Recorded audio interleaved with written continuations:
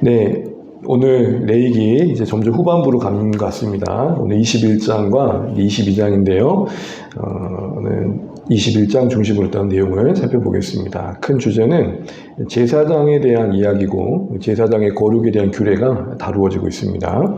자, 먼저 큰 그림을 좀 그릴 필요가 있는데요.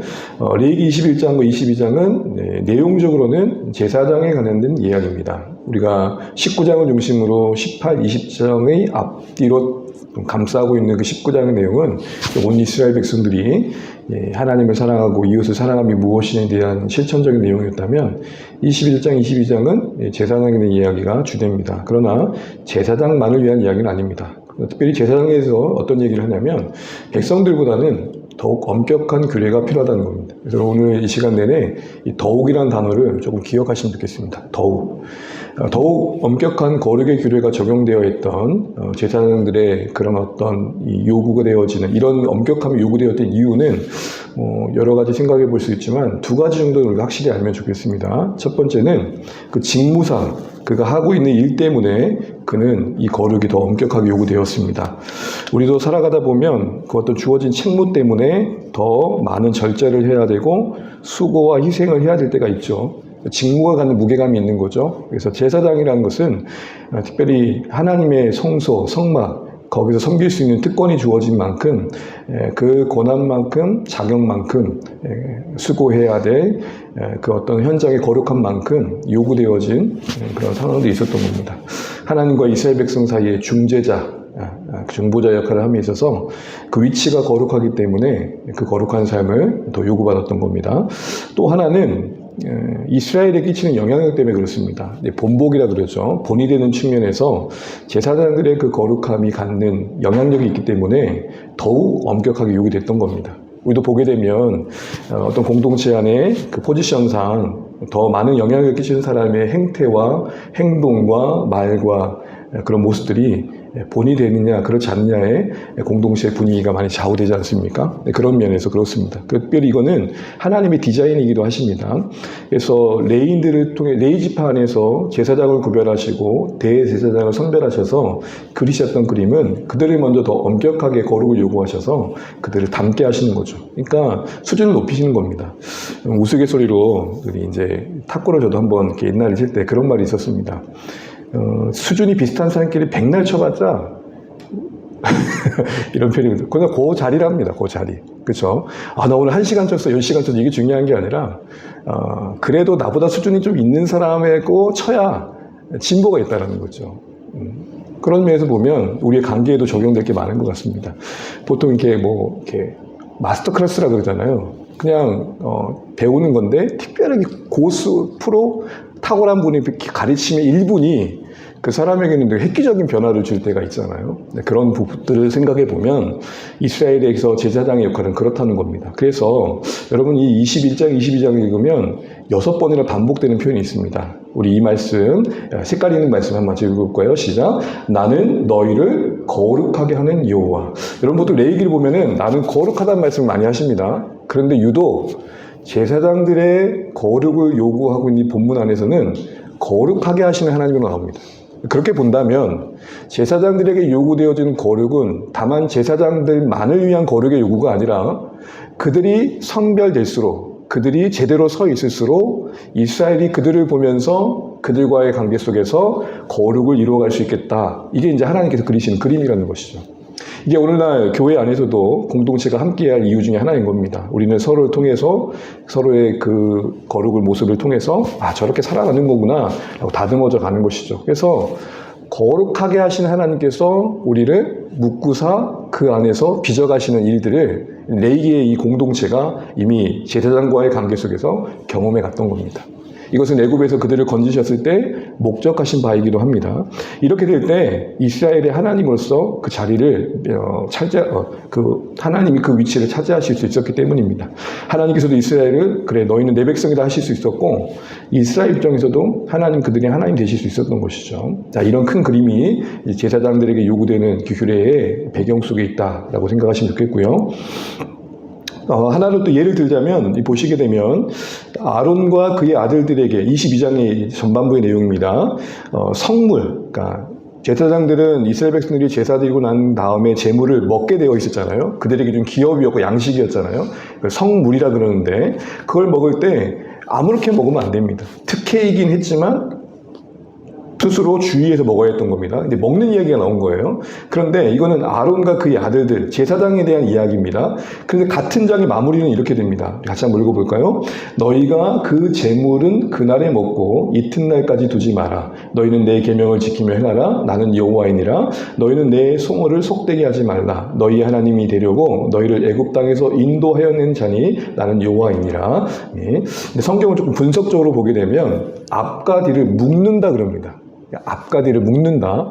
묶는다는 것은 이 안의 내용들은 사실은 이 표현이 맞나요? 왁구. 요것과 요거의 아웃라인 안에서 이해되어야 된다 이런 거거든요. 뭐와 뭐가 묶고 있습니까? 제사장들이 자신이 먹어야 할 성물을 분별하게 먹어야 되는 것처럼 이스라엘 백성들은 제사 드리고 난 뒤에 그들에게 그 몫으로 주어진 그들이 이제 화목제물이나 감사제물은 일부를 드리고 나머지는 다 나눠 먹잖아요. 그날 먹어야 된다. 먹는 것에 대한 어떤 규례를 얘기합니다. 그러니까 제사장들의 먹는 방식과 이스라엘이 제물을 먹는 방식이 이렇게 교차되면서 공통점은 뭐냐면 그렇게 할 때 누가 욕먹지 않는다고요? 하나님의 이름이 욕먹지 않는다. 이렇게 됩니다. 여기서 우리 뭘 보게 됩니까? 제사장들이 그 성물을 대하는 친중한 태도는 이스라엘 백성들이 자신들이 제물로 드린 그 제물에 대한 태도와 묶여 있는 겁니다. 그러니까 우리 아이들이 예배는 이렇게 드리는 거야 라고 들어야 되지만 저 어른들이 저렇게 누가 계시다고 저렇게 아무도 보이지 않는 저 앞에서 저렇게 고개 숙여 기도하시지? 도대체 뭐가 보인다고 저분들 저렇게 손들고 찬양하시지? 이런 모습에서 뭘 배울까요? 하나님의 경외함을 배우는 겁니다. 품속에서 아이들이 예배드리는 모습을 통해서 그래 존재하지 않으신 것 같은 그 존재하시는 분을 배우게 되는 것이죠. 그러니까 아론과 그의 아들들은 이스라엘로 연결되는 겁니다. 그래서 이런 말씀이 이 본문 안에 나옵니다. 함께 읽어볼까요? 이와 같이 모세가 아론과 그의 아들들과 온 이스라엘 자손에게 말하였더라. 아멘.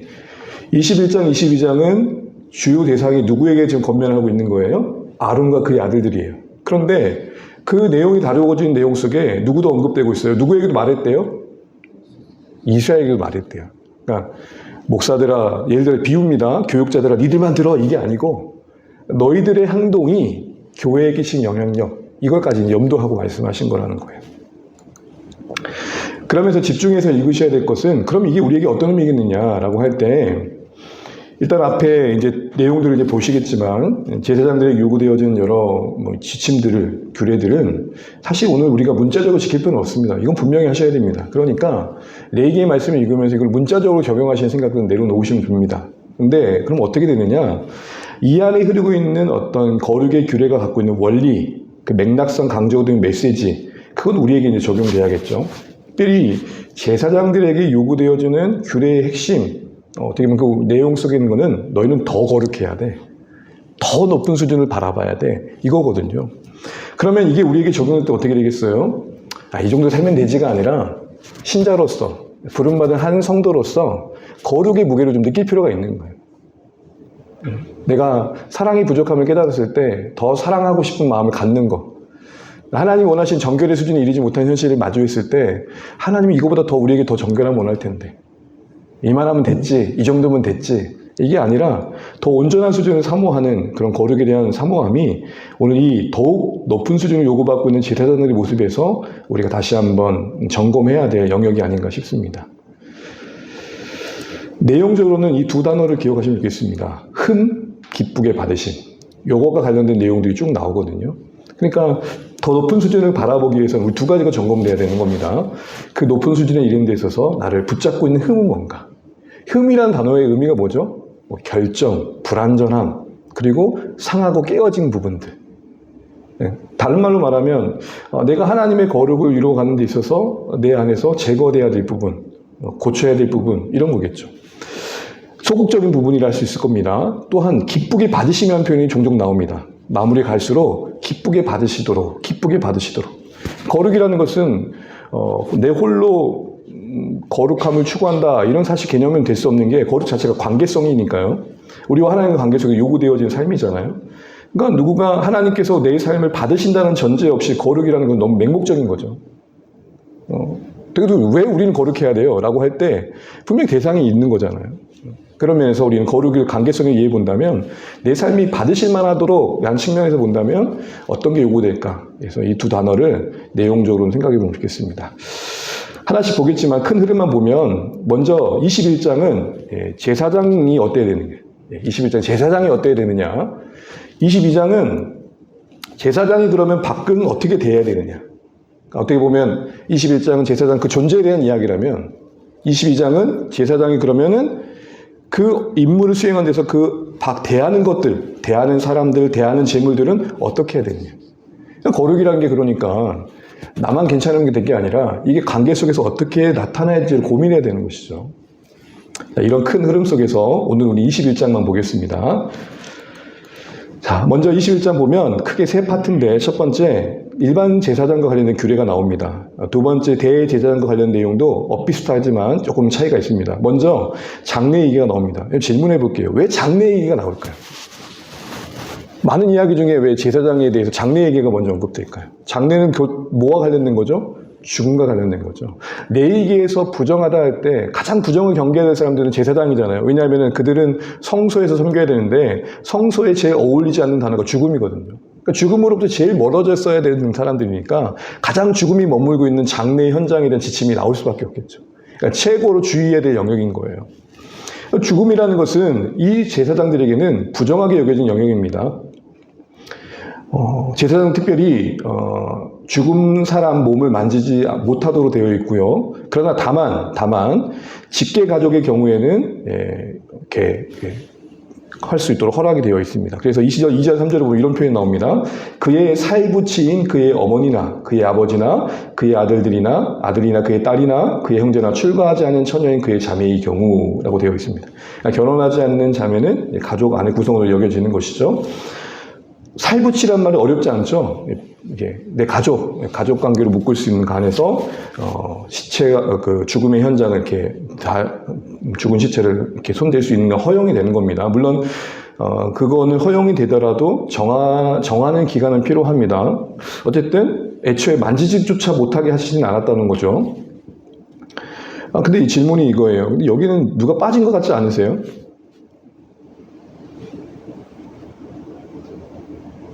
제사장 입장에서 챙겨야 될 아주 중요한 사람이 빠졌어요.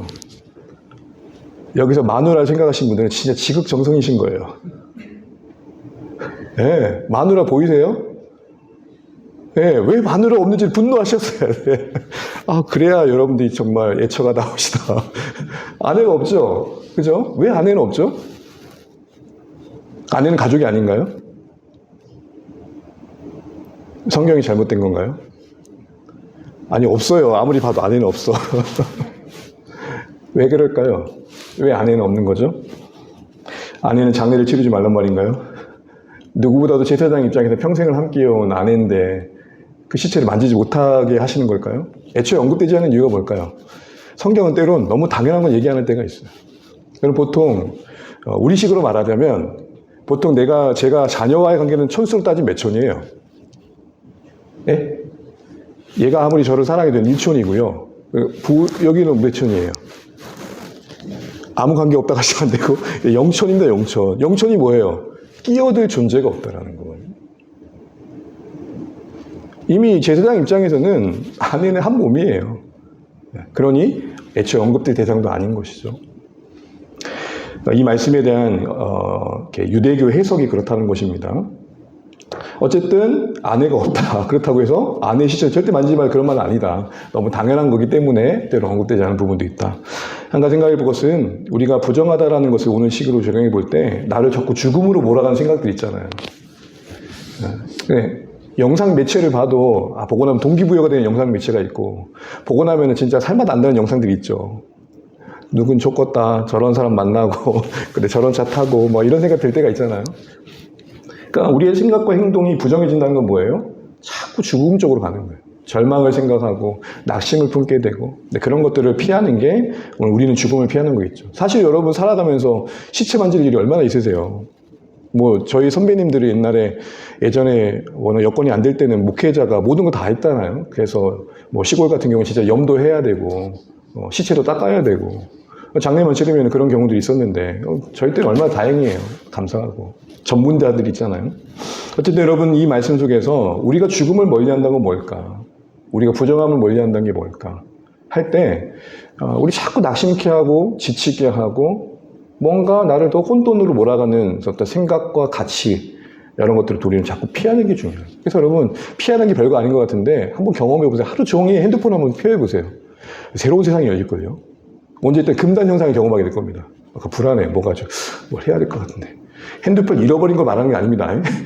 핸드폰 어제 넣어놓고 하루 종일 한 번도 안 보고서 한번 해보세요. 그러면 새로운 세상이 열린다고 해요, 누가. 무슨 말이죠? 우리가 그만큼 뭔가 쓸데없는 영향들을 너무 많이 받고 산다는 거죠.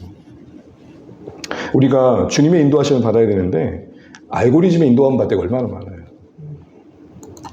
두 번째는 이방 풍습을 금지합니다. 관련된 건데 이건 앞에서도 여러 번 언급됐던 겁니다. 머리털이나 수염을 깎지 말라고 하고 살을 베지 말라고 합니다. 이건 극도의 애도의 표현인데 이건 이방 문화였습니다. 물론 이스라엘 백성들은 옷을 찢고 머리를 풀긴 했지만 이렇게 상해하기까지는 하지 않았어요. 자해하지 않았어요.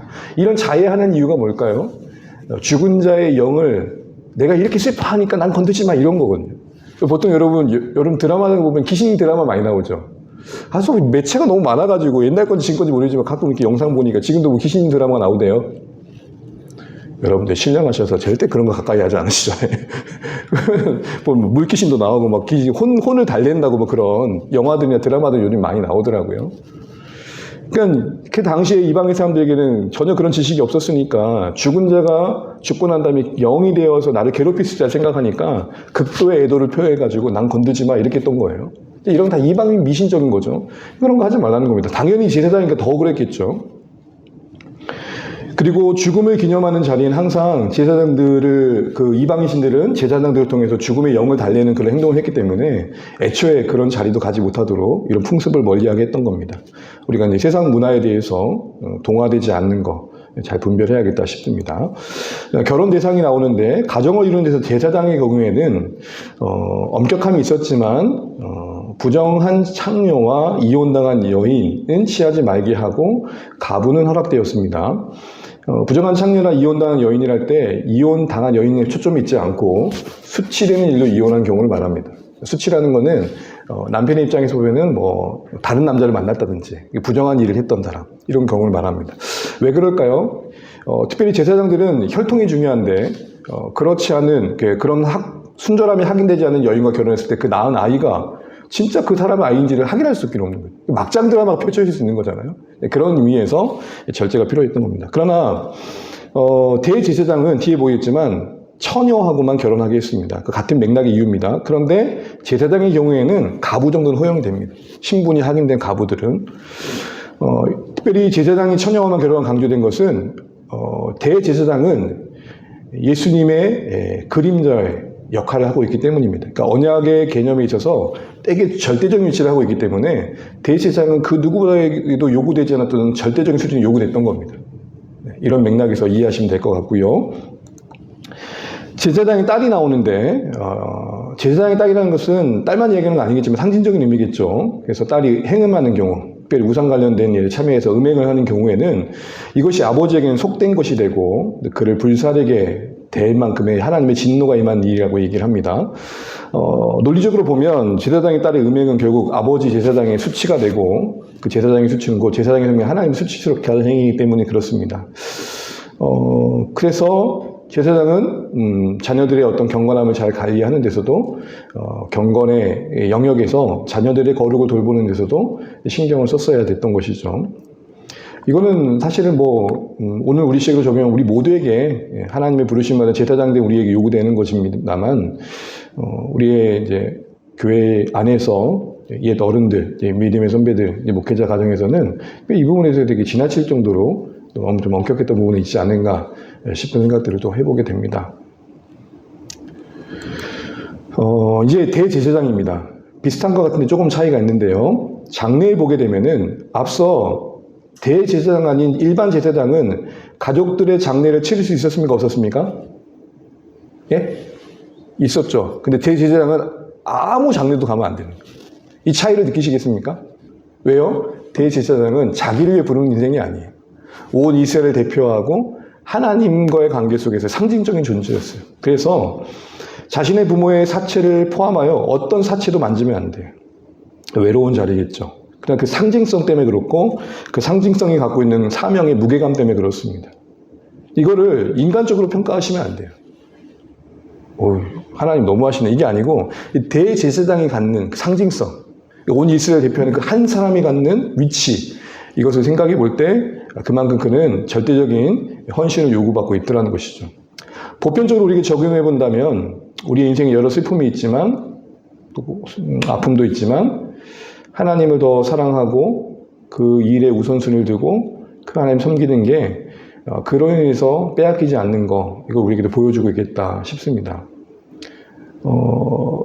제사장은 슬퍼도 하지 말아야 되냐, 그게 아니라 그거보다 더 중요한 일이 있으면 잊지 말라는 겁니다. 사실 이게 우리 삶에 필요할 때가 있잖아요. 나만 생각하면 도망가면 되는데 가족 생각하다 보니까 머물게 되는 거고. 여러분, 제가 이제 뭐 나이가 벌써, 죄송합니다 이 얘기해서 50대를 이제 바라보고 있는데 주변의 친구들이나 이제 얘기를 들어보면 50기에 찾아오는 그런 사춘기가 있어요.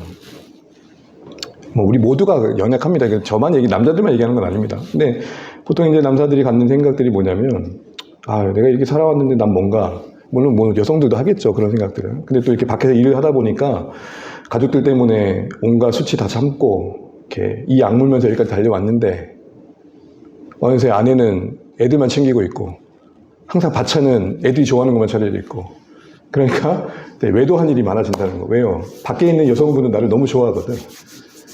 안에 있는 여성은 배 사이즈 줄이라 그러는데 밖에 있는 여성분은 아이고 이렇게 인격이 충성하시냐고 이렇게 얘기하니까 어디 가든 환영을 받는 거야. 이건 제 얘기가 아니고 글에 나온 얘기입니다. 심리적으로. 그러니까 나를 환영하는 쪽으로 가고 싶은 마음이 있을까 없을까요? 절대 이야기를 저하고 적용시키면 안 돼요. 제가 지금 아내에게 하는 얘기가 절대 아니에요. 설교를 구별하셔야 돼요. 저 빼려고 열심히 노력하고 있고요. 빼야 돼요. 다 관리해야죠. 근데 이거를 오해하지 마십시오, 사모님. 무슨 말이냐면 정서적으로 외로운 거예요. 그러니까 어떻게 보면은 버텨왔던 버팀목이 무너진 거예요. 나를 버티게 했던 사람들이 나를 밀어내니까. 그럼 당사자들 밀어낸다고 밀어냈을까요? 아니요, 절대 그렇지 않아요. 살아가다 보니 우리가 서로 비춰 배려하지 못한 거죠. 거기까지 미처 생각하지 못했던 거죠. 같이 있다 보니까 괜찮은 줄 알았지. 그럴 때가 너무 많잖아요. 같이 있으니까 괜찮은 줄 알았지 안 괜찮은 걸 모르고 우리가 그냥 외면했던 때가 있다. 그래서 여러분, 필요에 따라서는 우리가 좀 서로 이렇게 아닌 이야기를 좀 꺼낼 필요가 있습니다. 싸우라고 하는 게 아니라 좀 알아주라고. 그래야 맞아, 아팠겠다. 서로가 그런 게 필요한 거죠. 근데 제가 이 얘기를 왜 하냐면 이 제사장의 마인드가 사실 우리 신앙의 마인드일 때가 참 많습니다. 예수님 때문에 버텨야 할 때가 많고 또 하나님 때문에 우리가 이겨낼 때가 많은 거죠. 바로 그걸 우리에게 요구하고 있는 겁니다. 특별히 아론은 여러분 우리가 레위기 10장에 살펴봤지만 두 아들이 물론 잘못으로 인해 죽었지만 그 현장을 직접 경험했었잖아요.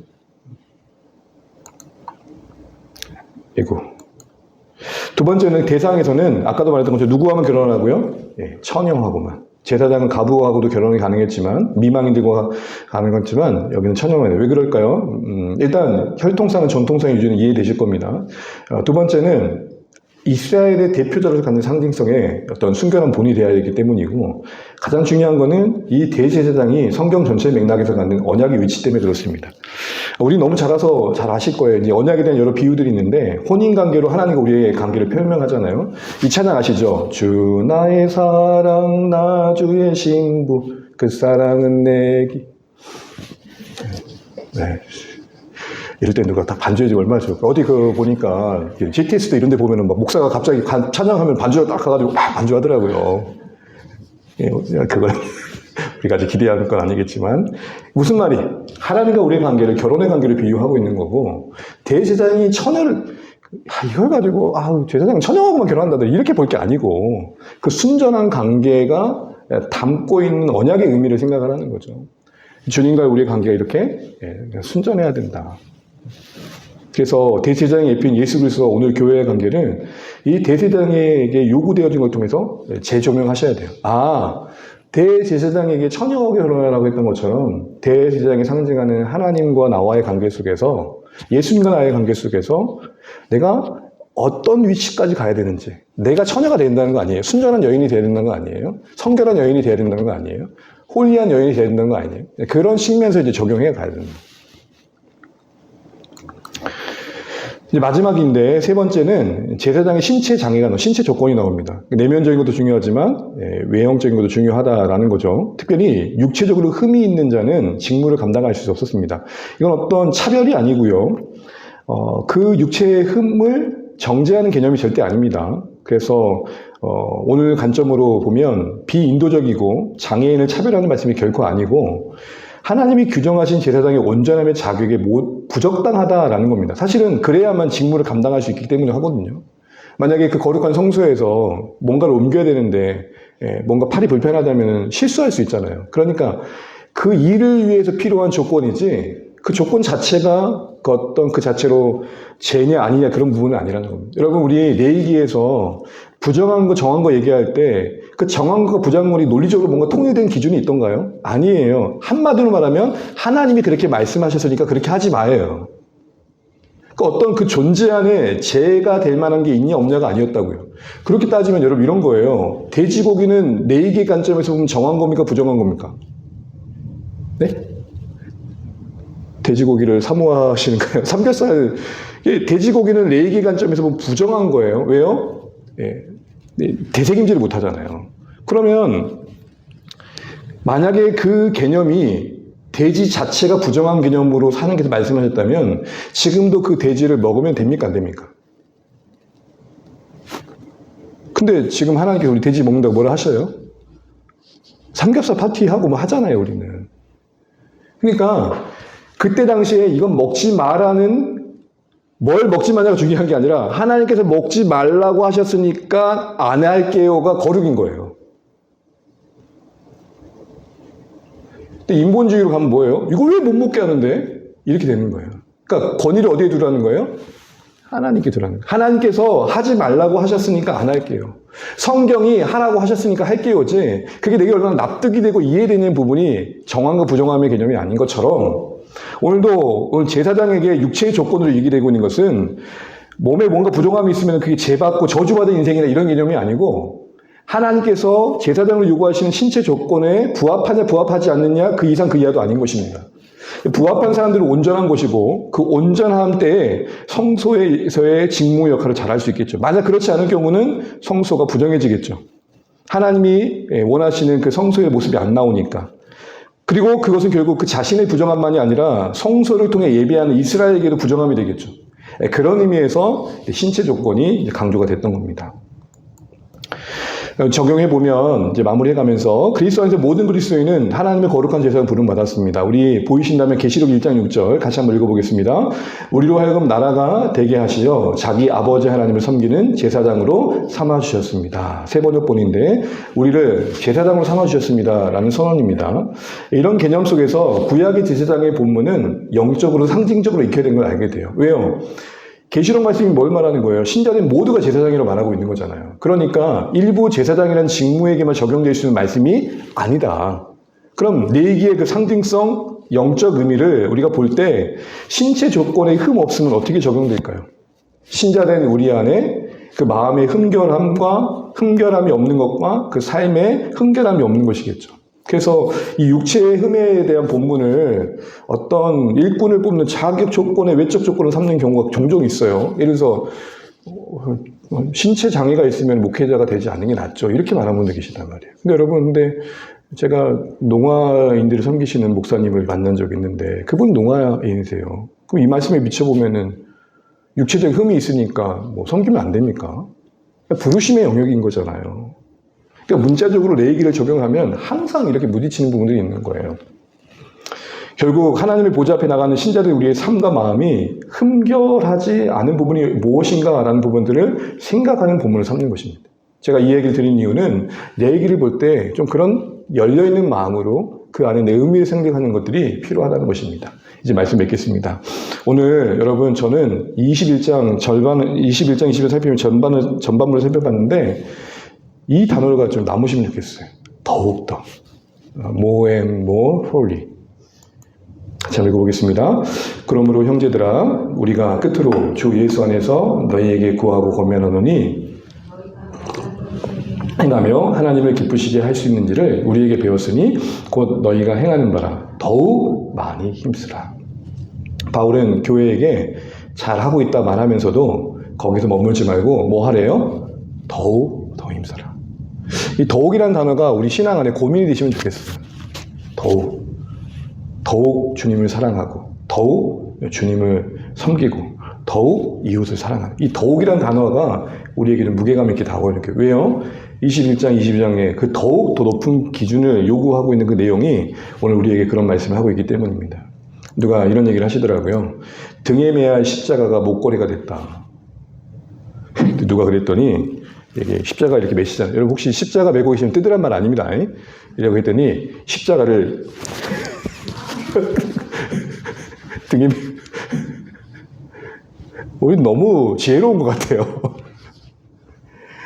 등에 매야 십자가 목걸이 됐다. 어떤 의미인지 아시겠죠? 무게감 있게 드겨져야 주님의 십자가가 너무 가벼워졌다는 거예요. 액세서리 정도밖에 안 됐다는 거예요. 많은 분들이 예배하는 현장에 가보게 되면 십자가가 저 상징적으로 주어지지만 십자가 보고 예배하다가 십자가 등지고 가죠. 저거 내가 메고 가야겠다는 마음으로 가는 게 아니라 저 십자가를 뒤로 하고 가게 돼 있어요. 사랑하는 주안의 가족 여러분, 오늘 우리가 21장에 제사장들에게 요구되는 이 거룩의 더 엄격한 요구가 그들만의 이야기가 아니라 우리에게 고민이 되시면 좋겠습니다. 그래서 지금까지도 잘 해오셨지만 더욱 힘써야 되게 뭘까 고민하시면서 주의 은혜를 구하시는 이 시간 되시기 바랍니다. 우리 기도하겠습니다.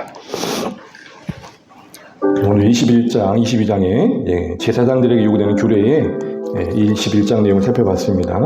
여러 이야기도 있었지만 더욱이라는 단어를 생각해 보면 좋겠습니다. 너희가 지금 행하는 바라 근데 더욱 많이 힘써라. 여러분 섬기고 계시고 또 사랑하고 계시고 하나님을 위해 살고자 애쓰고 계실 겁니다. 그런데 그 자리에서 우리에게 한 걸음 더 내디디라 말씀하시는 말씀입니다.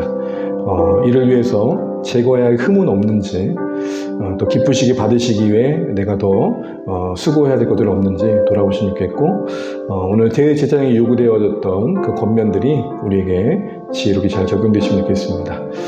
우리의 기도의 자리가 더 찾아갈 자리가 돼야 되지 않을지 또 말씀 읽는 자리 또 누군가를 돌보는 자리 더 찾아가야 될 위치는 아닌지 돌아보시면 좋겠고 하나님의 은혜 안에서 우리가 더욱더 진전을 보이는 우리의 거룩의 현장이 되면 좋겠습니다.